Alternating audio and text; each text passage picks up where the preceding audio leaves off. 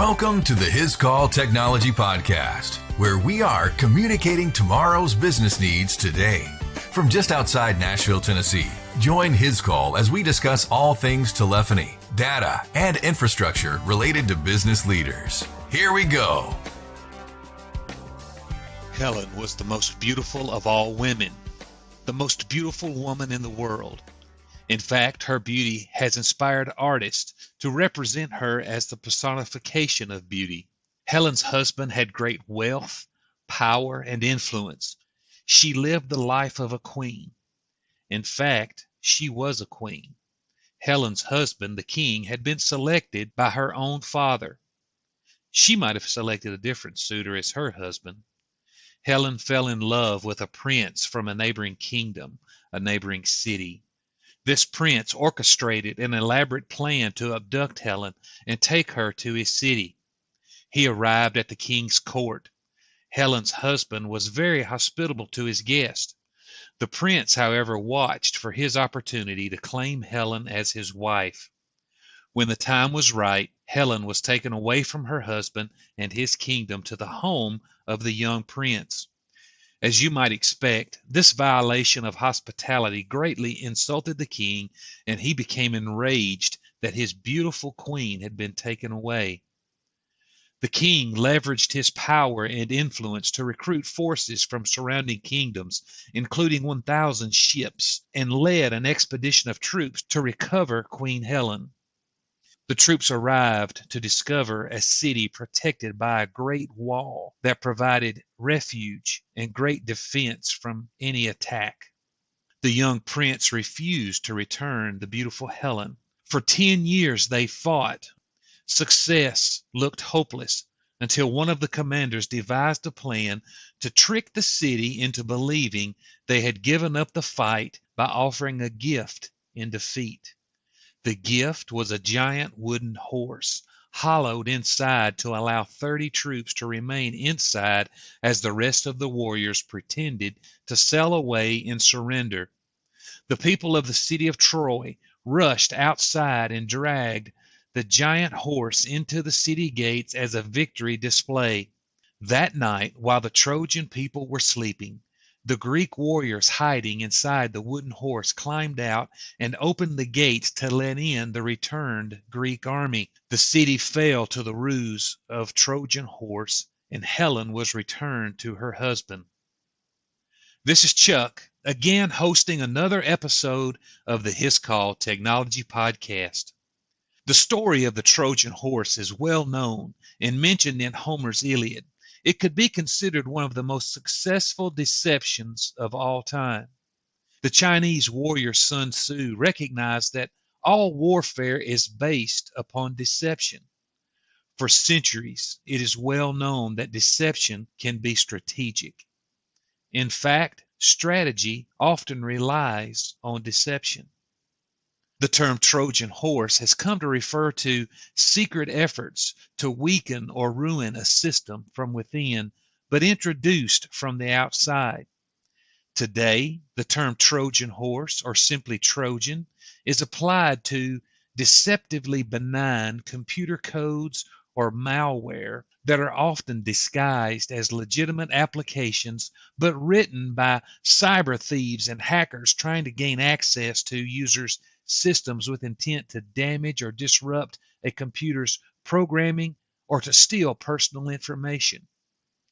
Computer users are often tricked by some form of social engineering into loading and executing Trojans on their systems. On today's episode, we're going to talk about social engineering and some of the most common techniques used to trick your users, allowing access to systems. Once they gain access to your systems, cybercriminals can spy on you, steal sensitive data, and gain backdoor access to other systems. Recent news of the SolarWinds attack seems to just keep going on and on. A headline published in the New Yorker reads, "After the SolarWinds hack, we have no idea what cyber dangers we face." Let's consider some alarming cybersecurity facts and statistics. Every 39 seconds, there is a hacker attack. A University of Maryland study quantified the rate of hacker attacks on internet-connected computers every 39 seconds, affecting 1 in 3 Americans every year. 62% of companies experienced social engineering attacks. $116 million is the average cost of a data breach at a publicly traded company, and share prices fall 7.27% on average after a breach. And if you think this only impacts large organizations, consider 43% of cyber attacks target small business. The global average cost of a data breach is $3.9 million across small, medium businesses. And 62% of small companies close within 6 months of a single data breach or cyber attack. The FBI reported a 400% spike in cyber attacks during this coronavirus pandemic. According to HIPAA, the journal, 9.7 million healthcare records were compromised in September 2020 alone, just 1 month. 98% of cyber attacks rely on social engineering. More than 77% of organizations do not have a cybersecurity response plan. And most companies take nearly 6 months to detect a data breach. Like the city of Troy, you've likely taken actions to fortify your business against major outside attacks. You may be using any number of technologies: firewalls, session border controllers, email security gateways, spam filters, encryption, or any number of other technological advances to prevent intruders, attackers, or otherwise unauthorized access to your computing resources, sensitive data, and networks. Your best efforts may still not prevent every attempt to gain access to the determined and creative attacker. What about those Trojans that look legitimate and make it through the barriers to end up at your users? Are they ready to recognize and respond in the most effective way to keep your business safe and secure? Social engineering is a cybersecurity threat that exploits and manipulates the weakest link in your security chain. Social engineering exploits human error and manipulates your human workforce to give up confidential information or to gain access to computer systems or corporate networks. Social engineering is the term used for a broad range of malicious activities accomplished through human interactions. It uses emotional manipulation to trick users into making security mistakes or giving away sensitive confidential information. Social engineering attacks are increasingly sophisticated and becoming more and more common. Social engineering attacks don't just target large enterprises, but also small, medium-sized businesses. Even in today's social climate, most of us have a natural inclination to trust. Attackers use increasingly sophisticated trickery and psychological manipulation to cause employees to give up access, credentials, account details, or other sensitive information. The best defense against social engineering attacks is human intelligence and comprehension. On today's episode, let's look at some of the most common social engineering techniques. And first, we're going to look at phishing and smishing. This is probably the most well-known technique used by cybercriminals. Phishing most commonly refers to fraud that takes place in an email. Since text messages have higher open rates than email, smishing is an evolved method of phishing. It is a technique that uses SMS messaging as a tool to launch an exploit. With phishing and smishing, scammers use email, text messages, or social media messages to trick you into giving them your sensitive data. Phishing may involve thousands of emails in a broad attempt to catch a few people in its trick. Spearfishing, on the other hand, is a targeted attack. In spearfishing, the email scam is targeted toward a specific individual, organization, or business and appears to be sent from a known or trusted sender. Maybe you have gotten an email from your company CEO that requests you to make some purchase or send some report ASAP. But upon closer inspection, you notice the return address is slightly off. Or just something about the email request just doesn't feel right, and you contact your CEO and learn that that email is not from the CEO at all. Hackers always exploit a crisis. During the COVID-19 pandemic, there have been massive increases in phishing attacks. They are targeting businesses using legitimate-looking emails and social media messages with important information about the coronavirus or now coronavirus vaccines. According to the Q1 2020 Top Clicked Phishing Report, phishing attacks related to COVID-19 grew by almost 600% in the first quarter of 2020. Another common social engineering technique is pretexting. Pretexting involves impersonation of a trusted source or creation of a story, the pretext, in order to fool the victim, convincing them to perform an action, usually divulging information they would not normally or should not divulge.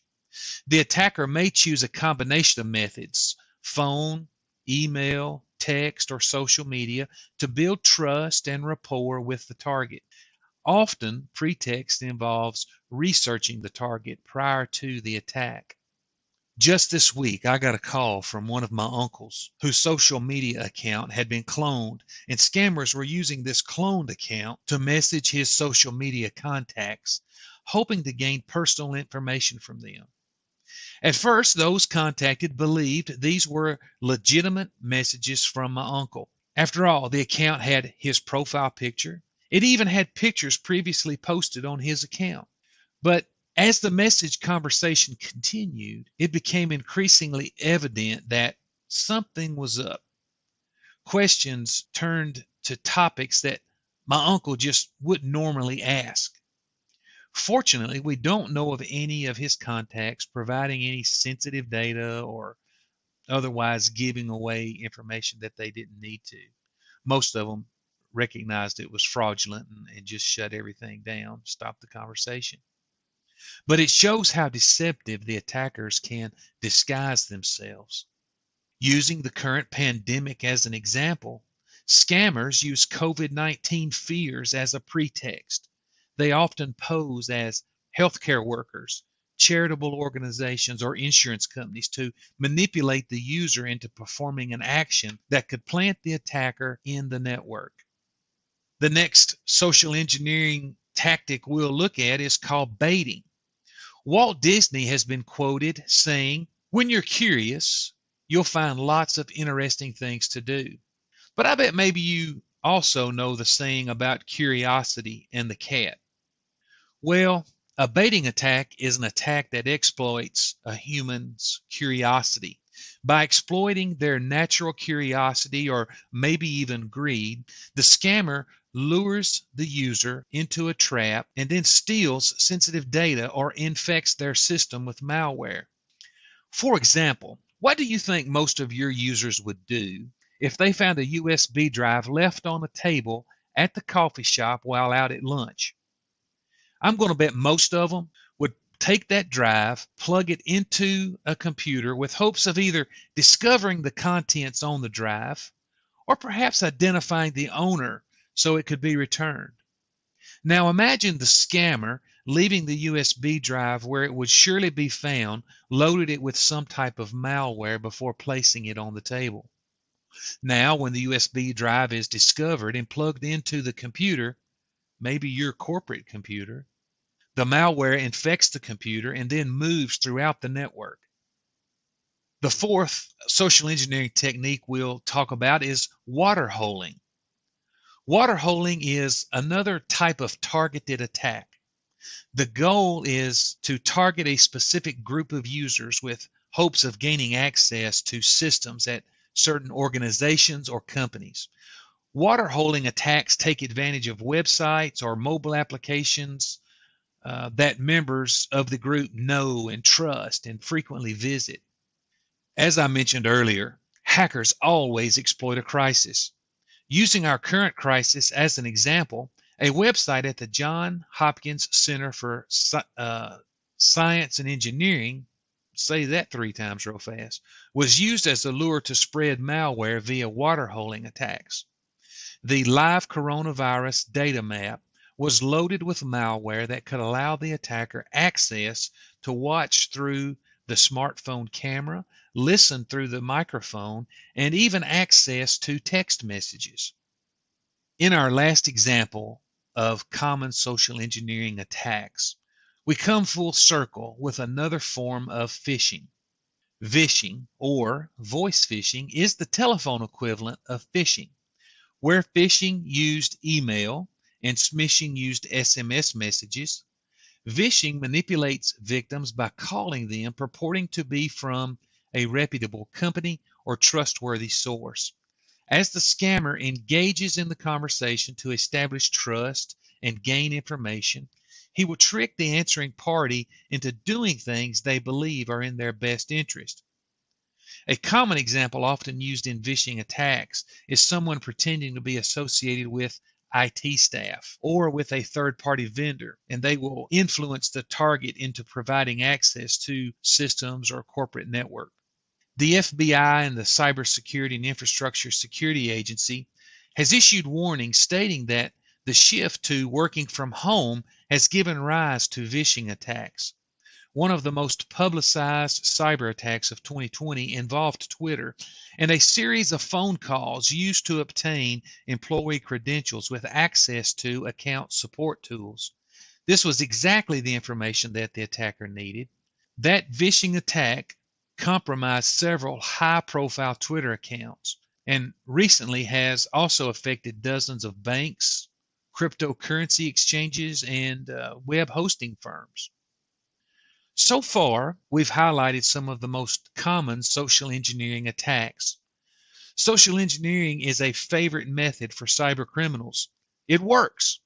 Exploiting our human weaknesses may be simpler than identifying some hole or bug in lines and lines of software code. With this understanding, what can you do to protect yourself, your employees, and your business? Knowledge really is power, and awareness is key. The Cybersecurity and Infrastructure Security Agency has published some security tips to avoid social engineering attacks and avoid being a victim. First, be suspicious of unsolicited phone calls, visits, or email messages from individuals asking about employees or other internal information. If an unknown individual claims to be from a legitimate organization, try to verify their identity directly with the company. Don't provide personal information or information about your organization unless you're certain of a person's authority to have that information. Don't reveal personal or financial information in email, and don't respond to email solicitations for this information. Be careful when following links sent in email. Don't send information over the internet before checking a website's security. Pay attention to the Uniform Resource Locator, the URL of a website. Look for URLs that begin with HTTPS rather than HTTP. Look for a closed padlock icon to give you some indication that the information will be encrypted. If you're unsure whether an email request is legitimate, try to verify it by contacting the company directly. This happened recently to me. I received an email one morning from a vendor partner of ours, and the request just didn't make sense. It was an urgent request for information, and the timing of it all, and it just didn't add up to me.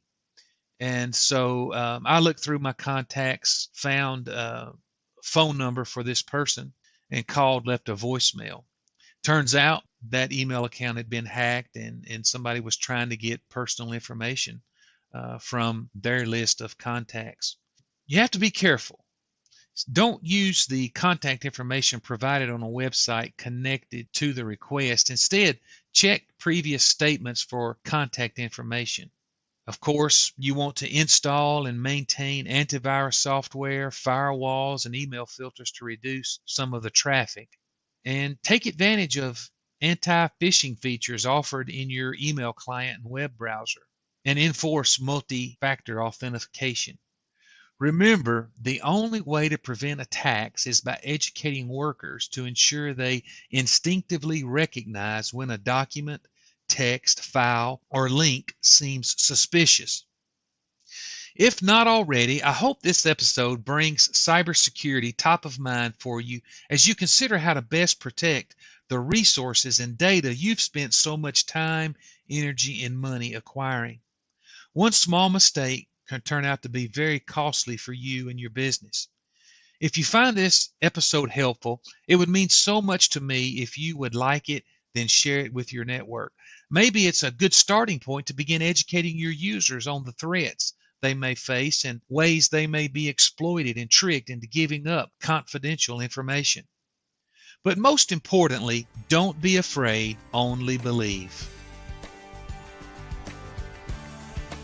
Thanks for taking the time to listen to the Hiscall Technology Podcast. Subscribe to this podcast so you can stay up to date with today's business communication trends. To learn more about Hiscall solutions for your business needs or to listen to previous podcasts, visit us at our website, hiscall.com.